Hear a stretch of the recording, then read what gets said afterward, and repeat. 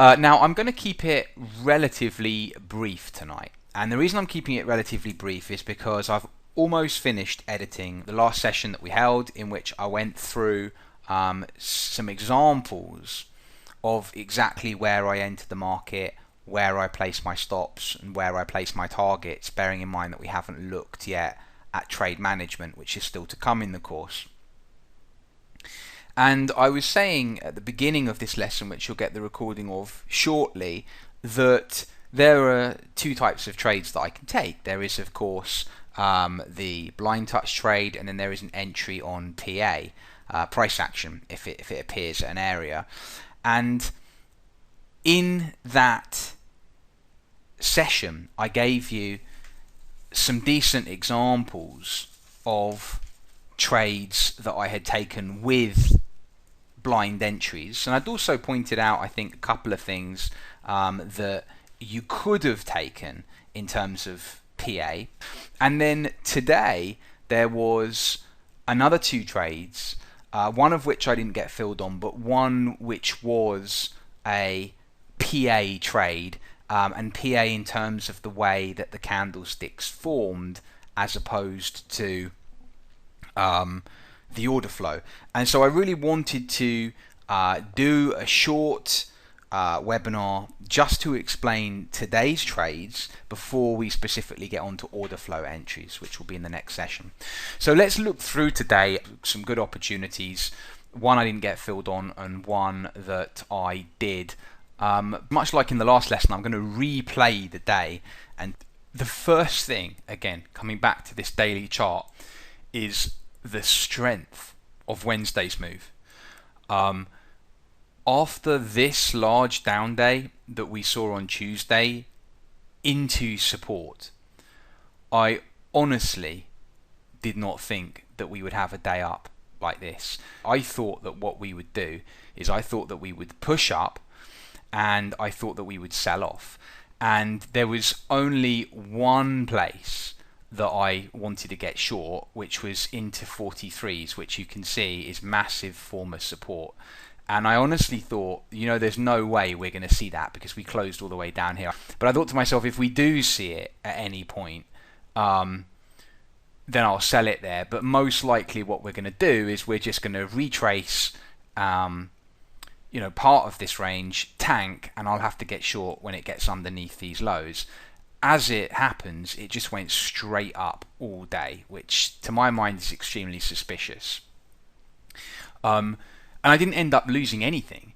And the reason I didn't end up losing anything on this day, although there was a potential losing trade, is because the 43s, which was a decent enough level to sell, ended up having structure just before it. Okay, so what you'll see here is that whilst you would likely come in as a seller at these lows following my methodology, you'll see here that we've got highs, highs, highs just before that area, and then even as we press into it here, we still put in another candle high and back off. So you know that if you get short around those 43s, you've literally got no room.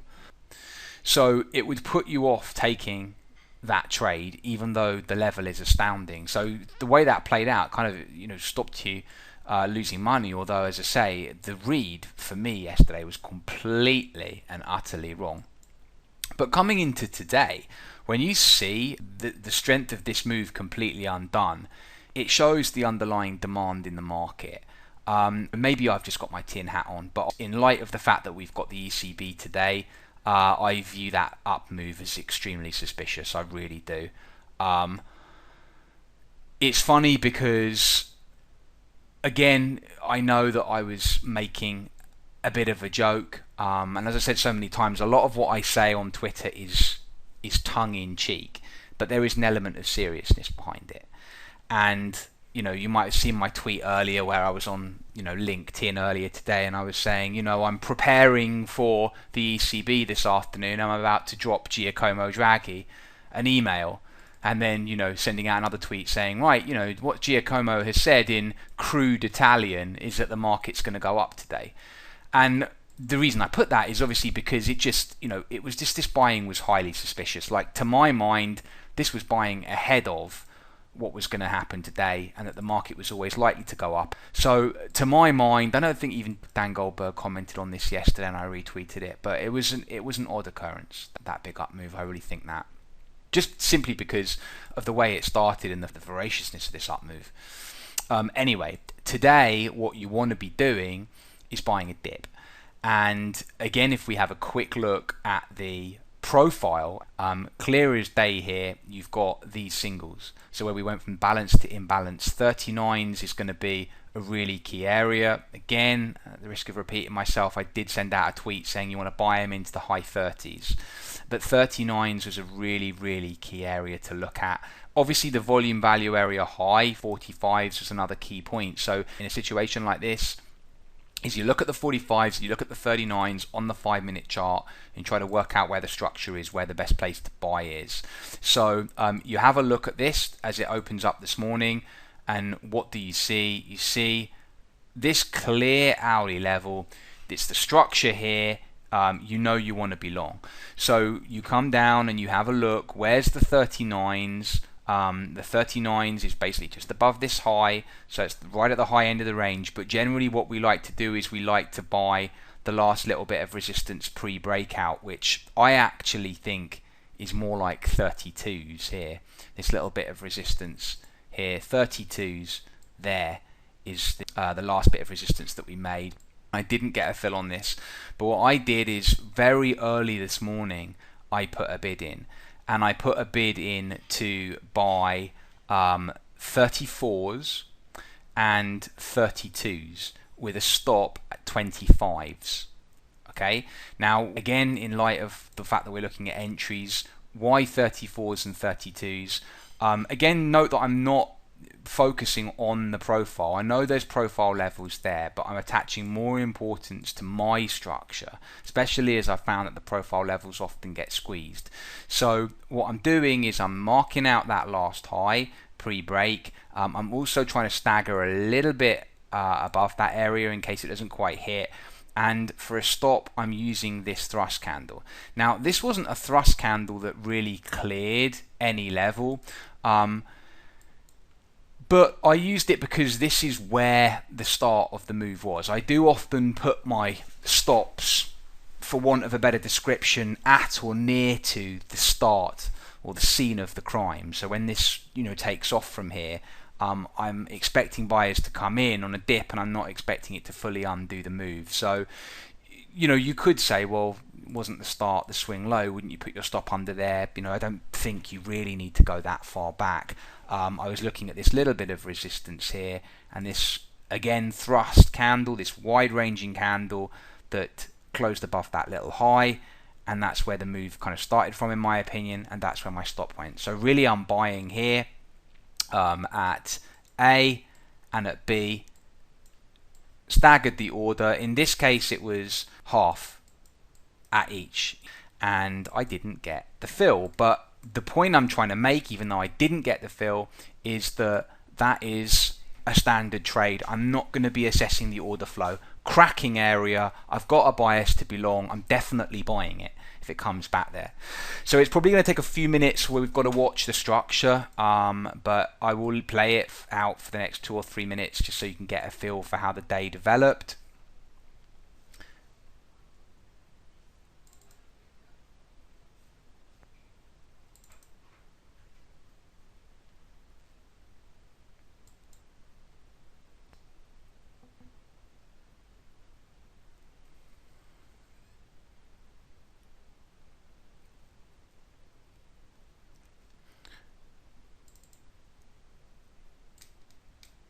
Sometimes I know people will look at every single candle and they'll try and get a trade out of everything they see. So you could look at this here and you could say, well, ooh, we've got a bearish engulfing candle right off the open. Isn't this a potential short? I would try and not to be short here because my bias is actually pretty bullish. And a lot of these candlestick patterns are going to fail. So not only is the location critical, and this isn't in a particularly interesting location for me, but again, we've got that bias. And if you look towards the low of that engulfing, you can see, support lows all in this region here. And my mind is aware of all of that during the session.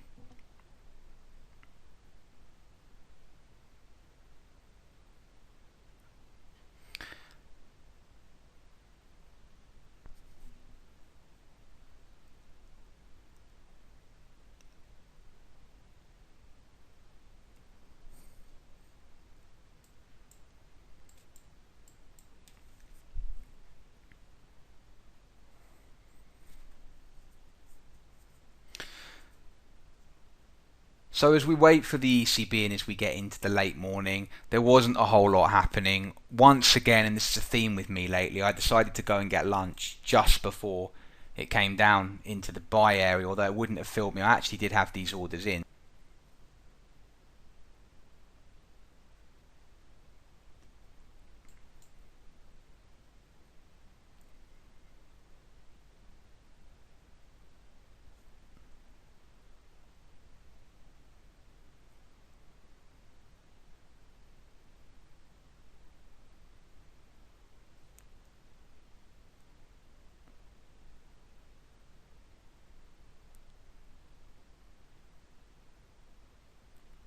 Okay, and there you have it. There was the pop down, and it just got to 42s at the high end. So we're looking, at this volume value area high that I mentioned, and then we stabilize around here, and we start to just drift up ahead of the presser. And it's really on the presser and on the resulting news from Draghi that we had the best trade opportunity, which I'm going to show you.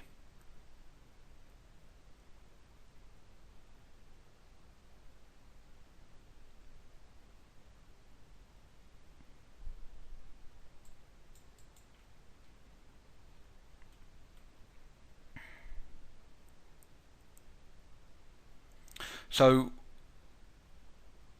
here we go. There's the spike. Now look at that spike. And we're going to make the chart pretty big here. I'm going to pause it. Right. Now, we have some key levels here. And as soon as we see that spike and as soon as I hear the news, I want long. I want in that. We've broken all the key levels to the upside. We've broken right out of a daily level. We've broken out of two key 60-minute levels, one here and one there. And we've also got a flag line emerging, and the flag line is tying in with this level marked B. So the daily is up at A. This level, the second hourly level, is at B, and we have a third hourly level at C. The reason I wanted to dwell on this is, how do we decide where to trade and how to get on board this?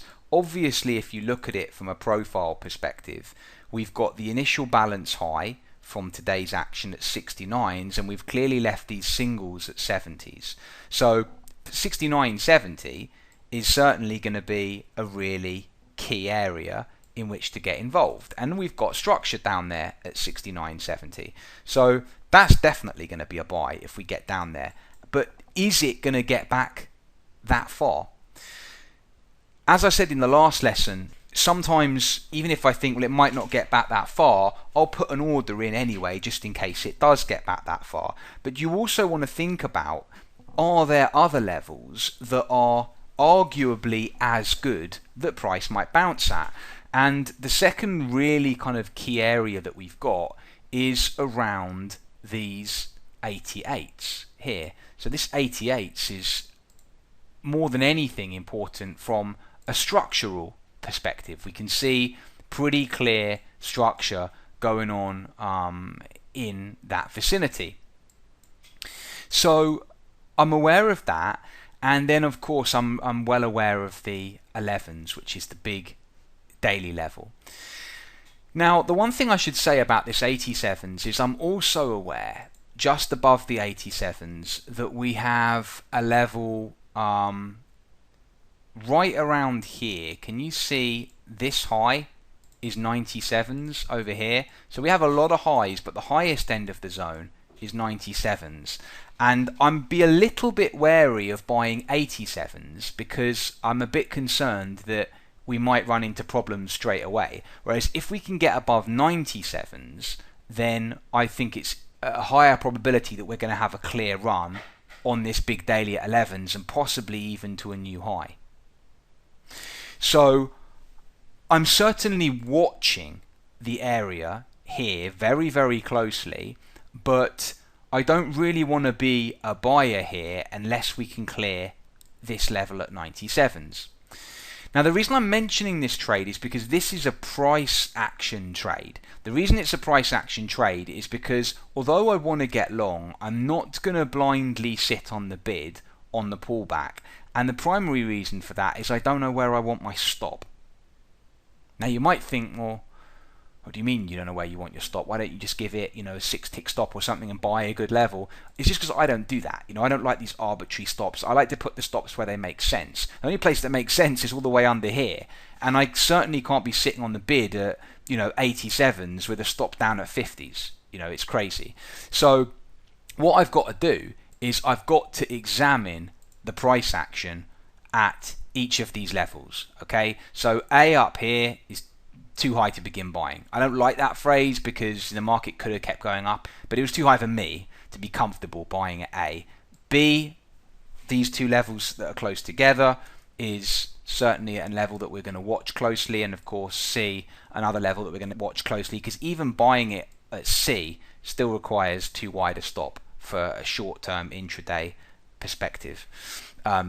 So we watch. And what I start to see here is that we bounce right off the back of the trend line and off that 87s. And if you are quick here, you could have got long this. You could have got long this there. From a price action perspective, it's well worth noting that we do have an unfinished auction. Yes, the classic unfinished auction that I love so much. So 323 hit the bid, 76 lift the offer, right into a level the market can't break it. That's quite a nice sign. It's not really a clear-cut hammer, but it's quite a nice sign. What I decided I was going to do is I wasn't going to buy after I'd seen that and we'd started to move up and we created the wick, for the principal reason that we could get stuck here at 97s. What I want to do in a situation like this is wait for a close through 97s, okay? And if we get a close through 97s, I'm going to be a buyer. It's as simple as that. I'm going to join it on a 5-minute close through 97s. So, let me press play and we're going to see.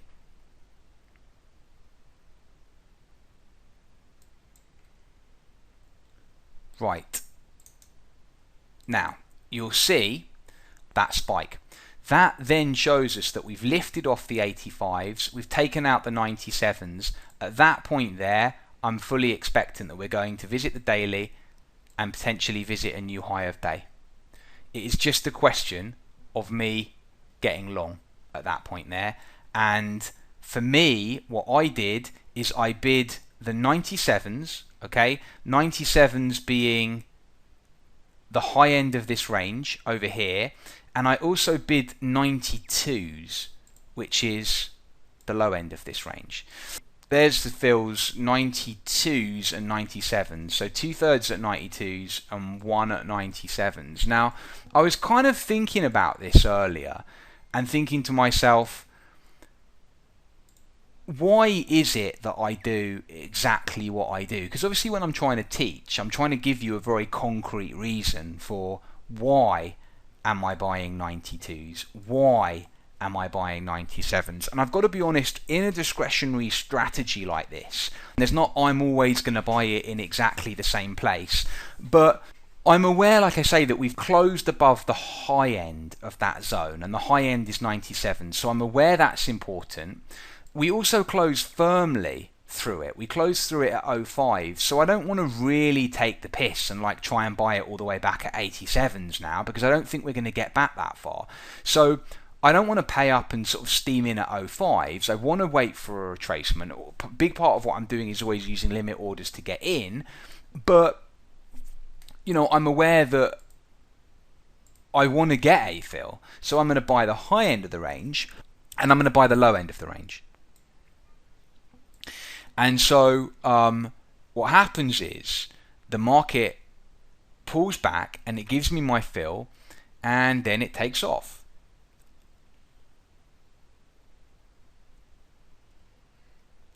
Okay, and what you'll see here is that this, just going to pause it, is a trade that doesn't really go too far wrong. The actual pullback extends back to 90s. Where did the stop go on this trade? The stop on this trade went beneath the thrust candle. I'm sure some people will look at that and think, wouldn't you have had the stop under here? You know, rather than that close? And you can see I nearly got taken out. But I'm just relating how I saw it. I always put my stops beneath thrust candles. You know, so yes, would you have been a little bit safer putting it underneath the swing low? For sure. I mean, I could have puked that right into the level that I was relatively bullish at, but I used these thrust candles for my stops. And I use them because it works very, very well. So my stop was at 88s, you know, so I had a 9-tick stop on the first part of the trade and a 4-tick stop on the second part of the trade. So once again, we take off from here. Now, in terms of where the targets are on this trade, they're pretty straightforward. 11s, which is this high here, I'm taking 1/3 off at 11s up there, and I'm taking 2/3 off on a break to new highs. So the 97s that we get in with the 9-tick stop, we are looking for 11s on, which is a target of 14. So we're risking 9 for 14. The 92s that we get in, we're looking for 28s.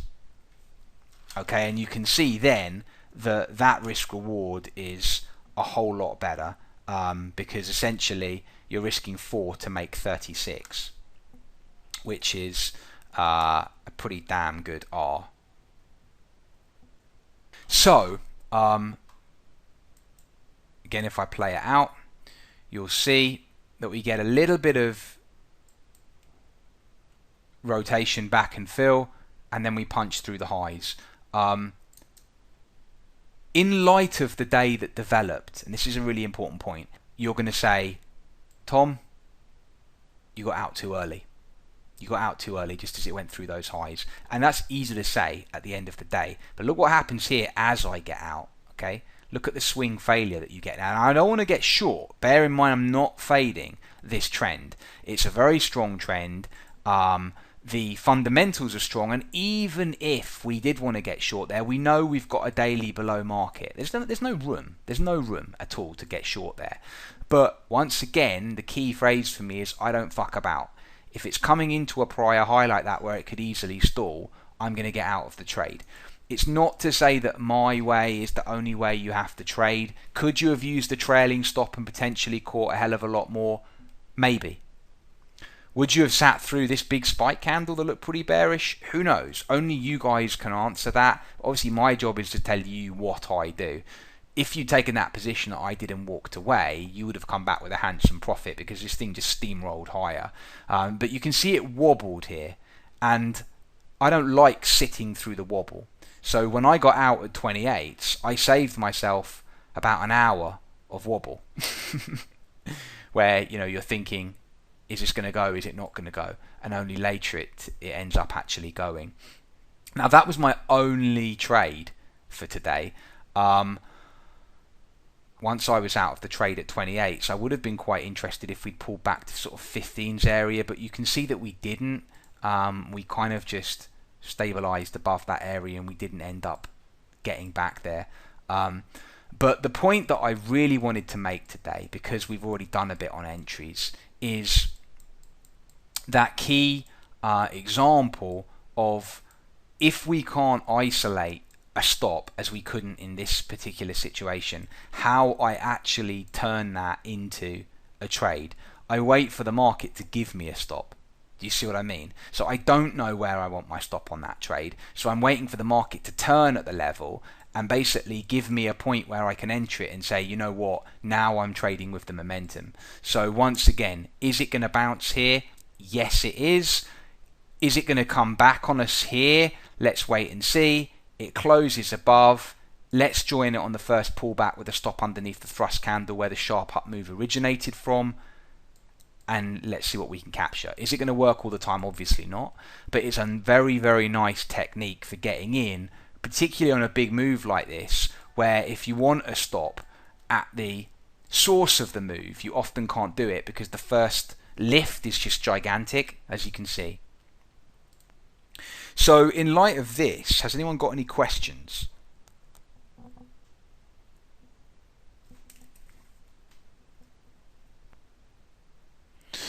That's a very good question, Nigel. How do I see tomorrow in light of the last 2 days and ECB?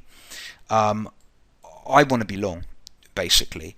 I want to get long and try and hold a long position.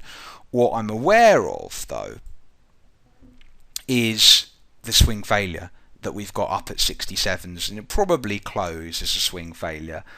Although it is an extremely bullish candle, seeing a swing failure there makes me think, especially looking over to the left with a relatively good trade location, that we could get a potential drop in the early part of the day.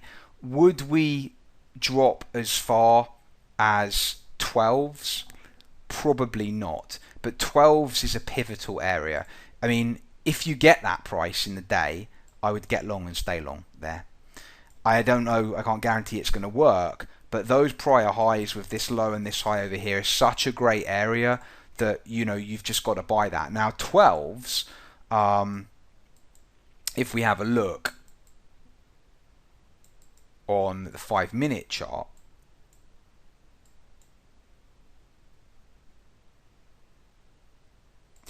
is right in the middle of chop. What I would do is I would just buy it at the naked level, which is 15s.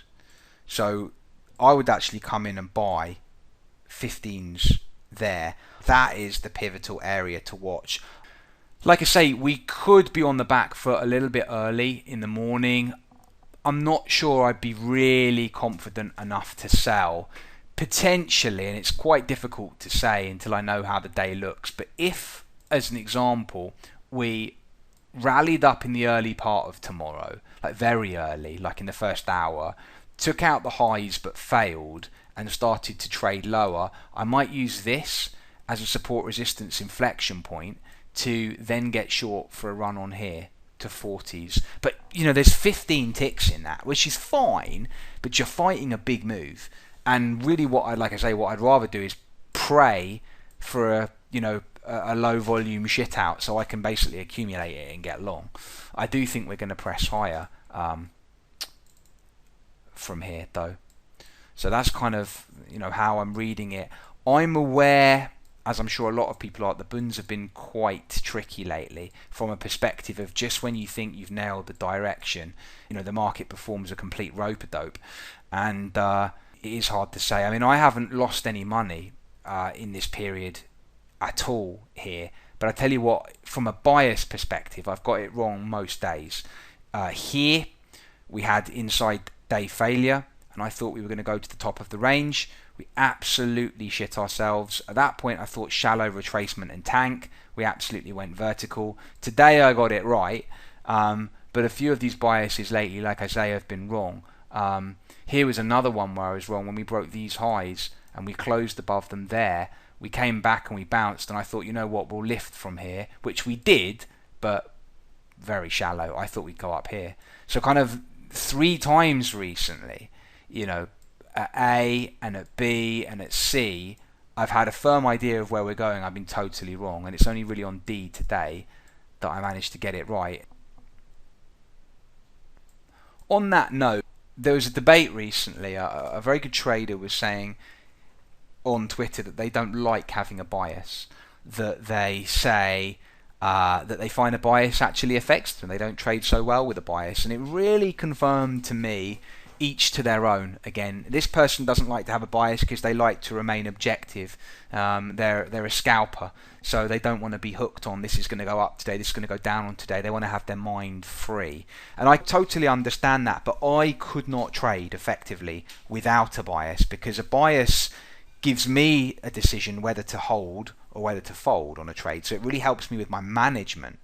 Not so much my trade, entry, because I can have a long bias and short, because I'm in trading in the short term. But it just helps me a lot with my management, because I find that management is very, very difficult. One of the hardest things you're going to do is holding big winners, especially if the market grinds. Today, holding out for the winner that I got was quite easy because it just shot straight up there. But sometimes you might have to wait 3 hours in the Bund. We all know time moves differently when you're in a trade. Like 5 minutes, it seems about 20 minutes, I think, to the average person. It certainly does to me, especially in the Bund, because a lot of the time it moves so slowly. So, you imagine waiting 3 hours, it just feels like you've waited a lifetime. And there's so much can happen in that time at backs and feels that a lot of people just never see their trades out to target, which is why some of the biggest guys that I used to work with used to just take positions and walk away. Once they've got a stop in, they used to just walk away, which is, something that we'll touch on in trade management. I don't really do that, but you have to find what works for you. So anyway, Ledges, I will leave it there, and I will get this out to you, and then next week we're going to be cracking on with order flow. Alright, Ledges, so have a good rest of week tomorrow, and good weekend, and a good week next week, and I'll see you on Thursday.